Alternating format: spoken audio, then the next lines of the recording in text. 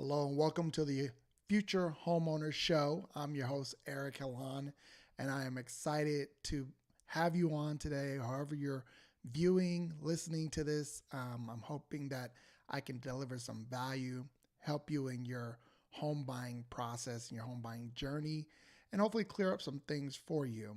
This podcast was created to help future homeowners, people who are feeling the pressure of trying to transition from renting to home ownership and not necessarily knowing what those first steps are, coming up against some challenges, and just need the encouragement and the leadership to make that transition become a reality for them. So I'm glad that you're here. Like I said, I hope to deliver some value for you today. If you have any questions at all regarding the home buying process, definitely don't hesitate to reach out to us. I want to thank those who have reached out, sent in questions. Our whole goal is to be able to come on here and answer questions that you may have, so that way you're not just sitting in the dark. Hopefully we can shed some light on your particular situation and help you make that transition. So without further ado, let's go ahead and dive into it.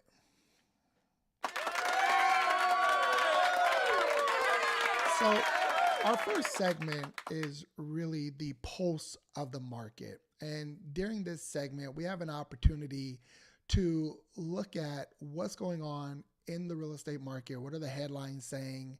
And most importantly, how are they impacting first-time home buyers? So let's talk about a couple articles that I read recently and how they may impact you as you try to purchase your first home.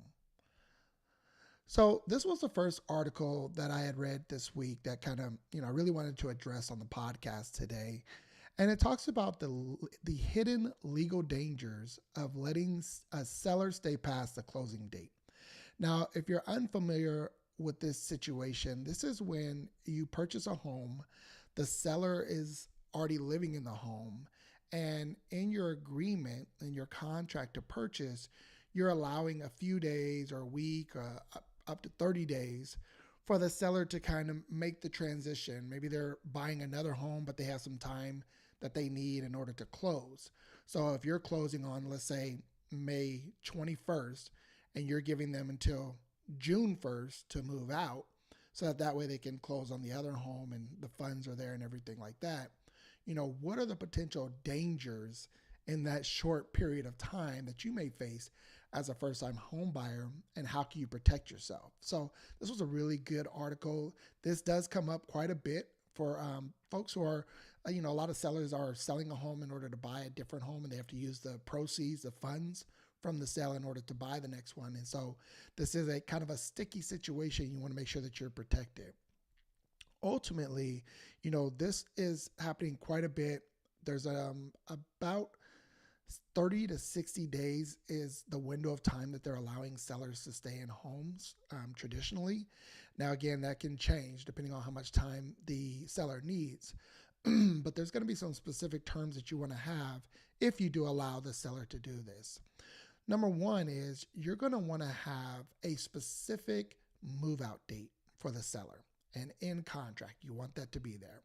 So there will be another document, another disclosure in the paperwork that says that the seller can stay after the close of escrow. And depending on what state you're in, you're going to need to address that document, have your agent write it up. Maybe you need a real estate attorney, but you need to have some very specific terms. And one of them, like I mentioned, is an exact date for moving out. You want to have that as clear as day. You don't want there to be any discrepancies as to, if they feel like, oh, well, you said I can stay here until the other home closes or whatever the case may be. You don't want to leave a wide open window like that when you're trying to get a seller to move out of your home into their next home. At the end of the day, what you have to understand in this process is that you become a landlord. Yes, you own the home, but you don't necessarily have control over the home because the seller is still there. So you become a landlord and they become your tenant until they move out. And so you want to make sure that you have a specific date. That's number one. Number two, a good thing to have in that contract is going to be you want to hold back some of their funds if possible and keep it in escrow until they move out. So it incentivizes them to move out on time or maybe even sooner. So let's say the seller is selling the home, you're the buyer, and they have about $100,000 that they're going to take and purchase the next home that they need to close on the next house. But there's still some money there, about $10,000 or so, and you can hold that back in escrow. So in California, we do use escrow. Again, if you're in a different state, talk to your real estate attorney about how you can do this, a real estate attorney, a real estate agent. But you need to hold back some funds to motivate them to move out. Don't give them all of their money until they have moved out. That'll, again, make them move out on time or even get out sooner. So you have a date, a specific date. You are holding back some of the funds. And then another thing you need to do is charge them on a per day basis. This is called per diem. So whatever your mortgage is, your full mortgage is your principal, your interest, your taxes, and your insurance. That's called your PITI. That is your mortgage. Whatever that mortgage payment is, divide that by 30 days and charge that amount to the seller for every day that they're staying in the home. So again, this is to incentivize them to move out because it is costing them to stay there. So whatever your mortgage payment is, you want to make sure that that's being covered by the seller. One key point to keep in mind is if you have an HOA, make sure that you include that fee as well. Don't forget about HOA payments. So again, you want to make sure that there's a fee there, a per diem, so called a per diem, but it's a daily amount that you're paying in your mortgage. You want to make sure that that's set up. Another thing to keep in mind is that you cannot have them stay for more than 60 days if you're buying on a first-time home buyer FHA program.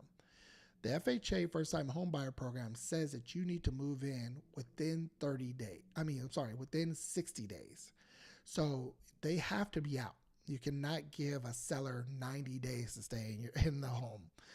Traditionally, again, here in California, you don't want to give them more than 29 days because then it becomes almost a lease agreement instead of a license to stay. So you want to make sure that there's clear date. You want to make sure you're holding back funds, and you want to make sure that they understand they have to move out within 60 days because you're buying as a first-time home buyer or owner occupancy. So keep that in mind.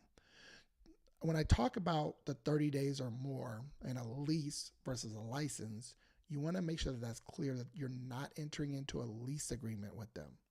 Because once you do that, they will have renter rights. And I don't know about whatever state you're in, but here in California, it is very difficult to get a renter out of your unit if there's a lease in place. So you may have to give them an additional 30 days. Sometimes you may have to give them cash for keys to move out sooner. You may have to get the sheriff involved to move them out and evict them. So, you want to make sure that you're protecting yourself and that these terms are there to make sure that you're getting that seller out of the home as quickly as possible. This is a sticky situation, like I said. Whenever you have somebody stay in your home long after you've closed and the home becomes yours, it just kind of opens the door for potential issues. And so if at all, if you can, try to make sure that the seller is out before you close. I know that's not possible in all situations. I've dealt with this situation in the past for my clients as well. And so you just want to make sure that if this is the case, that you just protect yourself, have these things in place, that there's motivation and incentive for the seller to get out. If you're having issues with the seller getting out, again, you may have to deal with an eviction process, and so it could cost you some additional funds in order to make that happen. So these are things that could come up if you have questions about how this might impact you. If you're buying a home with a seller who's already there, have those conversations with your agent early. When you're making your offer, your agent should be finding out the motivation from the seller's listing agent and finding out how quickly they can move out, making sure that things are in place for them to move out on time so that you can have those conversations and you can get these things in writing. You need to have all these terms in writing because if you have to face a judge, they're going to say, well, where's the agreement? So keep that in mind. A second article that I found interesting this week was the fact that home sales are rising a little bit month over month when we're comparing just April to March.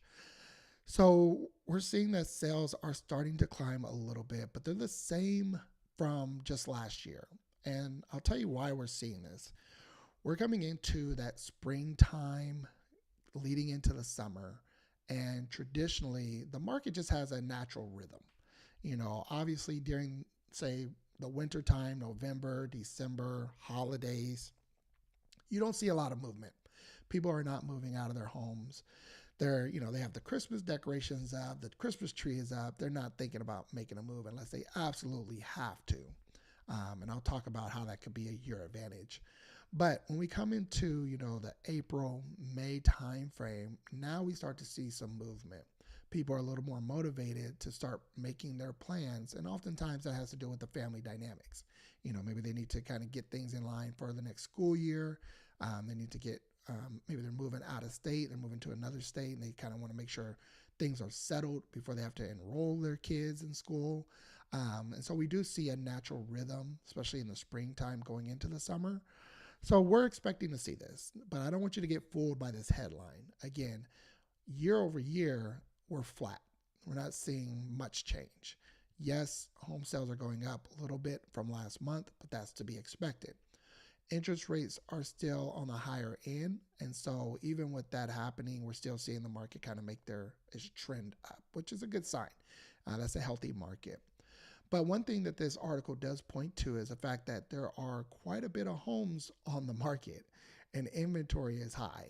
And so how does that impact you as a first-time home buyer? Well, if there's a lot of homes on the market, you have options. And with those options, you have some negotiating power. And so if the market was really tight, there wasn't any inventory, and inventory is just a term we use in the industry. If there wasn't any homes on the market available for you to purchase, then you could be, competing against multiple offers. In this scenario, because we're seeing so many homes on the market, you have some negotiation power, especially if a home has been sitting for a long time. Now, going back to a point I made earlier about, if people are selling in, say, November and December during the holidays and they're highly motivated, they're looking to move when other people aren't willing to move. That's telling you that, hey, they're looking for an offer. They got to make a move. Something is happening. They're not testing the market. They're not testing a price. They have to make the move. So as a buyer, when you make an offer on a property during that time, you know that a seller is heavily motivated. Now, same situation that we're kind of in right now with high inventory. High inventory means homes are sitting on the market. And if you pay attention to the market, you're seeing a lot of prices being adjusted. They're pricing homes down, even celebrity homes. I keep an eye on like what celebrities are doing with their properties. There's a lot of celebrities that are cutting their prices on their homes for sale. Some are even taking a loss. And so that's telling you what the market is doing. And that actually works to your favor as a buyer. You're not competing against multiple offers. You have sellers who are motivated to sell, and they may be even crediting, maybe a rate buy down, so they can give you money to buy down your rate. So when you look at, rates are kind of high, you might be able to buy it down with a seller credit. The seller might be willing to pay for your closing costs. So that's, 2 to 3% of your purchase price that's not coming out of your funds. It could be coming from the seller. So these are motivating factors. So I want you to look at this news. Again, the headline is kind of, sales are going up. Well, not necessarily year over year, but month over month, sure. We're just coming into a time where we're going to see more homes sell. But home prices are coming down. That means that things are becoming more affordable, which is great. So there's really some great options out there for first-time home buyers. If you're actively in the market, have these conversations with your agent, figure out what negotiating power you have, and make your offer as strong as possible. There might be some deals out there for you. So hopefully these headlines, aren't fooling you. Hopefully you're getting the right information. Again, I'm always here if you have questions about what's going on in the market. I can fill you in and give you the most up-to-date information just to make sure that things are where they need to be. So every time you're out in the market, every time you're starting this home buying process, it can be daunting. And I recognize that. I work with a lot of first-time home buyers. And to be honest, they're kind of scared off by either experiences from somebody that they know or just reading some of these headlines that are out there, hearing about interest rates. And Now all of a sudden every influencer is an economist and they're giving some bad advice out there. So, I understand kind of the hesitation from first time home buyers before they start their home buying journey. And so with that information and having this knowledge of what's going on in the market, having the pulse of the market, I really wanted to touch on a subject and take a deep dive at some of the mistakes that we've seen first-time homebuyers make that actually can hurt them more than help them. And with the natural reality of buying a home and the process, again, it can be daunting, but there are ways that you can actually make it harder on yourself. And so I want to address some of these. And the reason I want to take this deep dive is because actually this upcoming weekend, I'm going to be speaking at a San Diego Association of Realtors event. And I'm going to be talking about the home buying process. But I really, in my presentation, I'm spending quite a bit of time talking about the pitfalls to avoid. Because again, these pitfalls, these mistakes that you make can make this process a lot harder than it needs to be. So I want to address a few of these. Hopefully I can save you some time, some heartache, and help you as you're preparing to buy your first home. So, most buyers are hurting themselves before they even decide to talk to a lender. And these are some of the top ways that they're doing so, not in any particular order, but the most common one that I see, I am going to say for last. So I'll address that one last. So first one is deciding to go out and finance something, could be furniture, could be a car, before you actually close on your home. So let's say you're out buying a home. You've done all the legwork. You got your pre-approval in hand. You got your agent working on your behalf. They wrote an offer. You got it accepted. You're in escrow. And an escrow process can take about 30 days. And so the biggest mistake that first-time home buyers think is, oh, well, you know what? Let me go out and buy some furniture for my new house because I got to have ready to move in and, I want to have it nice and put these things, start to do this shopping ahead of time before I close. This is a big mistake. And especially when you put this furniture on credit. So your credit is impacted in your approval process because your lender is looking at your debt to income ratios, meaning how much money you bring in gross on a monthly basis has to be compared to how much money is going out to debt on a monthly basis. So that debt could be student loans, could be credit cards, car payments, things of that nature. But that debt to income ratio is also going to include your new house payment. And so you might be right on the edge. If the loan program that you're qualifying for says that you can have a debt to income ratio of 43%, and you're right at 43%, and then you go finance something, furniture, a car, whatever the case may be, and now you're at 45, 46% debt to income ratio, that can actually kill the deal. You won't get approved for that home loan. The underwriter will see it and they will cancel your approval. And so you don't want to set yourself up for failure. If you're in the escrow process, don't take on any new debt. Finish the process out, close on your home. And then if you want to go out and buy furniture or you need to buy another car, whatever the case may be, then take on that debt after you have closed. Ideally, I would love for you not to take on any debt, but I understand there are people who will, finance furniture or your car breaks down while you're in the escrow process and you need to, you got to still get to the work and whatnot. Try your best to just wait till things close, tough it out. And then once you close, go ahead and make that purchase. So, keep that in mind. You don't want to mess everything up because you decided to go out and finance a sofa. Okay. So that is one of the reasons. The second reason, the second mistake that most people make in applying for a home or closing on their first home is actually job hopping. So if you're getting approved for a home loan, the lender is looking for security.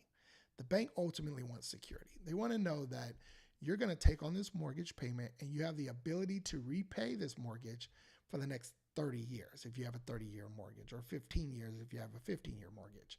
So they want to look at your income and not just how much you make, but again, I talked about debt to income ratio, how much debt you have, so how much of that you're keeping, and then also how long you've been on your job.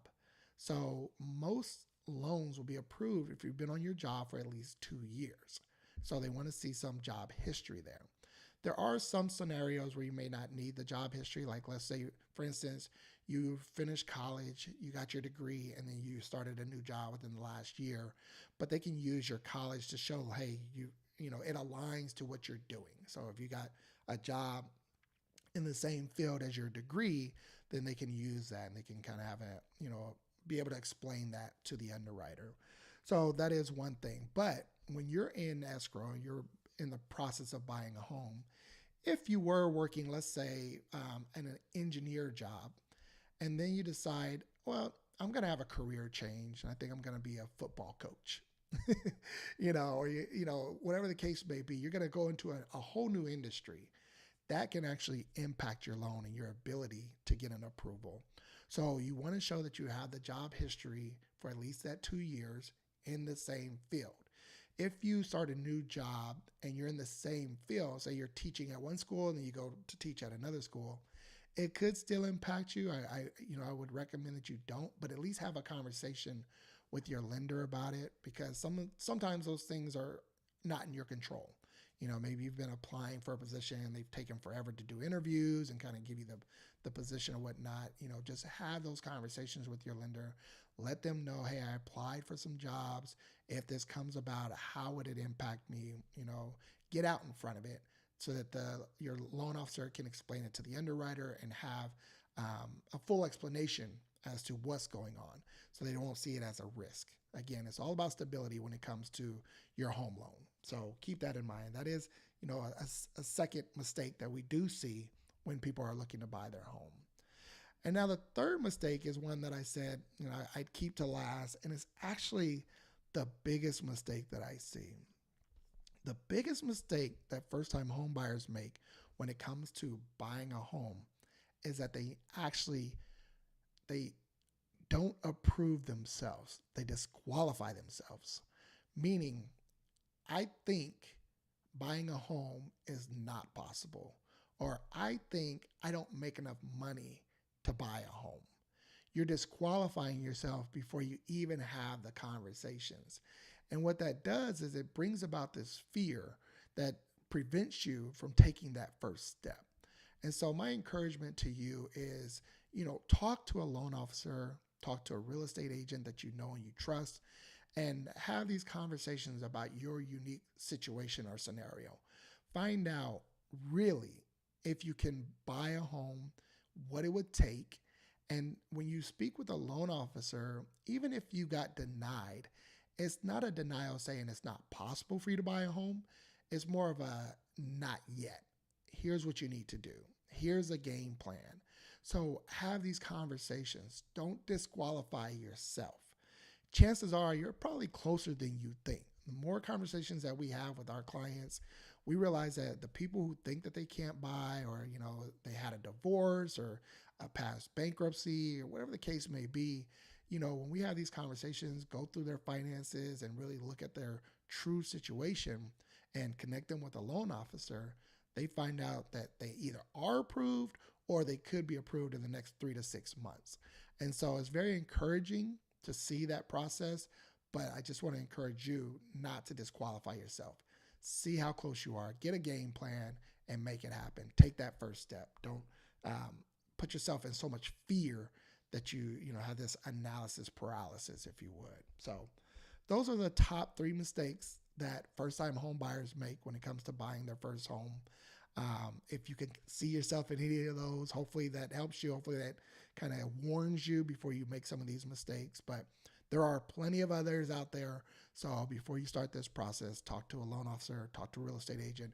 If you don't have one that you're connected with, let us know. We can connect you with somebody in your area. So hope you got some value from our deep dive today. I'm going to address a couple of questions that came to us over the last week, or questions that we had with our clients that can hopefully help you as well. So we're going to open up our Q&A portion. And if you have any questions that you want to ask, if you're watching the live stream, you can ask those as well. So, first question that we got was, does it still make sense to buy a home with today's interest rates and home prices? So, I know renters are feeling the pressure, and it's tough. People who are paying rent, they're trying to figure out how to make that transition. And so they're wondering if they should just wait for rates to come down, if they should wait for the market to get better and home prices to come down. And the truth of the matter is sometimes waiting costs you more.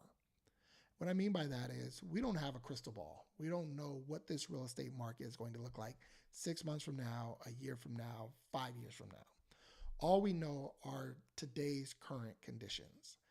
And so, with today's current conditions, if you were to apply for a home mortgage, what would your mortgage look like with today's rates? What would it look like if you were to get maybe a 2-1 buy down from a seller who's motivated to sell their home, meaning they're willing to buy down your interest rate for the next 2 years so that way you can have some money set aside and you can actually afford your payments, give yourself an opportunity to get a raise and get a promotion or whatever the case may be. So I just encourage you, don't try to time the market. I know it can be tough when you're looking at the headlines, you're looking at interest rates, and you're like, man, I remember when interest rates were 2 and 3%. Well, we're not in those times right now, and there's no telling if we'll ever be in those times again. However, what I can tell you is if you're looking at a 6.25% right now and you find a seller who's motivated to buy your rate down, you could be paying 4.25, you could be paying 5.25. That rate could be better for the next 2 years, so there could be opportunities out there. Don't try to time the market. There's a lot of people who get in trouble trying to do that, waiting for the opportunity. One thing I can say when it comes to, if you're deciding to hold off or whatever the case may be, I always ask the question, if the market and interest rates change tomorrow, would you be ready? And what I mean by that is, do you know how much you need for a down payment? Do you know how much you need for closing costs? Do you know what your mortgage payments would be? Have you had these conversations with the lender to find out what it was going to take in order to buy? And so you should be having those conversations before the market does any shift in your direction. You should be finding out what would happen because you need to be ready. Oftentimes, especially when I talk to homeowners who are looking to invest, they're like, oh, when the market gets better, I'm going to, buy a rental property. And I'm like, well, do you know what rental properties are going for? Do you know how much you're going to need to put down? Do you know what a rate would be as an investor as opposed to a homeowner? Ask these questions, get this information ahead of time so that way you're ready, you're prepared for when the market does shift, if it shifts.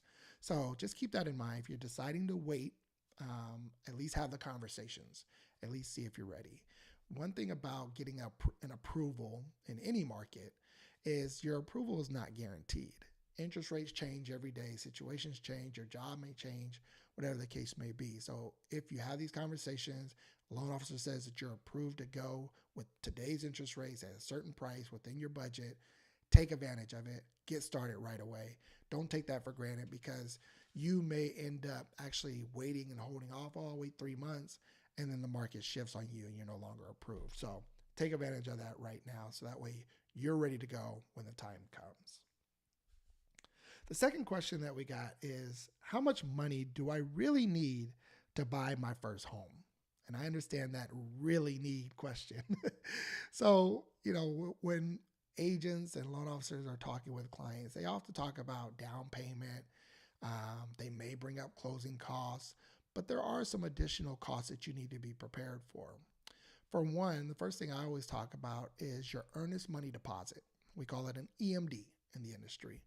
Your earnest money deposit can be 1 to 3% of your purchase price, and it needs to be ready to go if your offer gets accepted.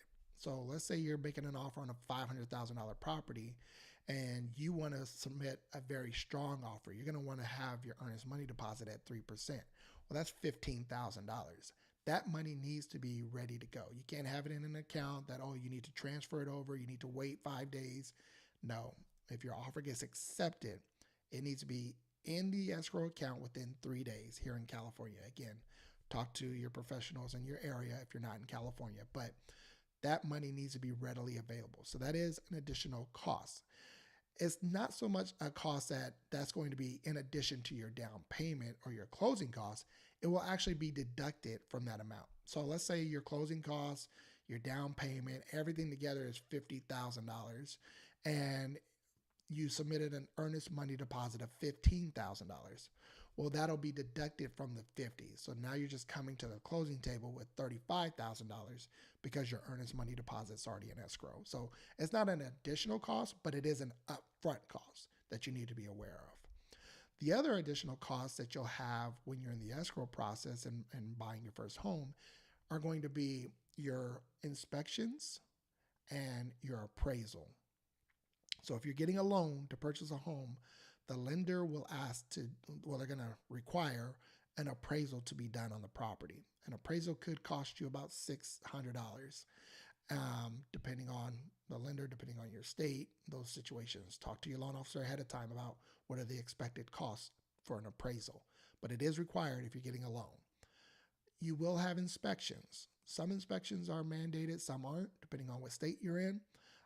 For instance, here in California, you're not required to get a home inspection done. And I think that's crazy. All of our clients, it's a requirement for us when we're in the escrow process. I'm talking to them and saying, you need to get a home inspection. That's the minimum. There are a lot of different inspections that you can do. You can have a pool inspection, roof inspection, termites, pest inspection. You can inspect for mold. I mean, there's a lot of different inspections that you could do, but that very first inspection should be your home inspection because they're going to look at everything from the roof to the foundation. And if they find issues or concerns, then they're going to say, seek out another professional to get another inspection done.